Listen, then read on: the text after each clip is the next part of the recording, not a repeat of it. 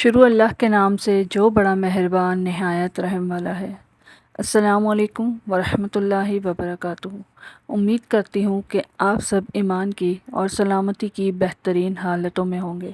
اللہ پاک سے میری دعا ہے کہ اللہ پاک آپ سب کو ہمیشہ اچھے حالوں میں رکھے، آمین۔ آج کا ہمارا ٹاپک ہے کہ حضرت محمد مصطفیٰ صلی اللہ علیہ وآلہ وسلم کے متعلق کیا عقیدے رکھنے چاہیے۔ شروع کرتے ہیں اپنا ٹاپک، اور اگر آپ نے ابھی تک میرا چینل سبسکرائب نہیں کیا تو میرے چینل کو سبسکرائب کر لیجئے، بیل آئیکن کو پریس کر لیجئے تاکہ آنے والی نوٹیفیکیشن بر وقت آپ کو مل سکے۔ تو شروع کرتے ہیں اپنا آج کا ٹاپک۔ حضرت محمد مصطفیٰ صلی اللہ علیہ وسلم کے متعلق جو عقیدے رکھنے چاہیے وہ ہیں کہ آپ صلی اللہ علیہ وآلہ وسلم اللہ تعالیٰ کے بندے اور ایک انسان اور ایک رسول ہیں۔ اللہ تعالیٰ کے بعد آپ صلی اللہ علیہ وآلہ وسلم تمام مخلوق سے افضل ہیں، گناہوں سے معصوم ہیں۔ آپ صلی اللہ علیہ وآلہ وسلم پر اللہ تعالیٰ نے قرآن مجید نازل فرمایا۔ آپ صلی اللہ علیہ وآلہ وسلم کو شب معراج میں اللہ تعالیٰ نے آسمانوں پر بلایا اور جنت اور دوزخ کی سیر کروائی۔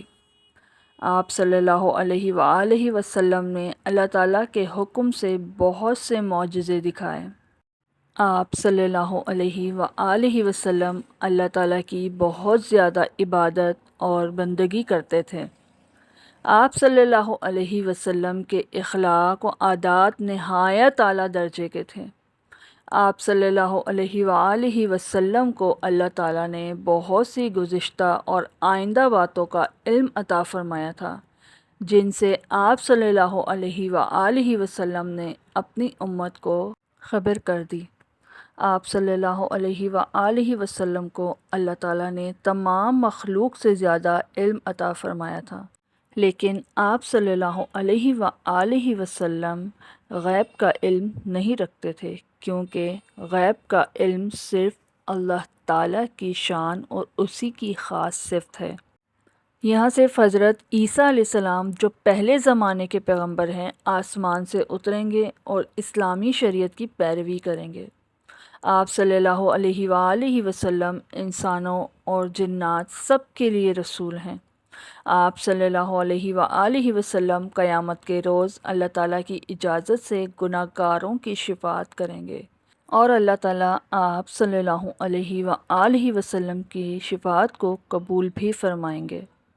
آپ صلی اللہ علیہ وآلہ وسلم نے جن باتوں کا حکم کیا ہے ان پر عمل کرنا، اور جن سے منع کیا ہے اس سے باز رہنا، اور جن واقعات کی خبر دی ہے ان کو اسی طرح ماننا اور یقین کرنا بہت ضروری ہے۔ آپ صلی اللہ علیہ وآلہ وسلم کے ساتھ محبت رکھنا اور آپ صلی اللہ علیہ وسلم کی تعظیم و تکریم کرنا ہر امتی کے ذمہ لازم ہے، لیکن تعظیم سے مراد وہی تعظیم ہے جو شرعی قاعدے کے مواقف ہوں، اور خلاف شرع باتوں کو تعظیم یا محبت سمجھنا نادانی ہے۔ اب آپ کو اپنا جائزہ لینا ہے، کیا آپ ان عقیدوں کو مانتے ہیں؟ کیا آپ ان عقیدوں پر ایمان رکھتے ہیں؟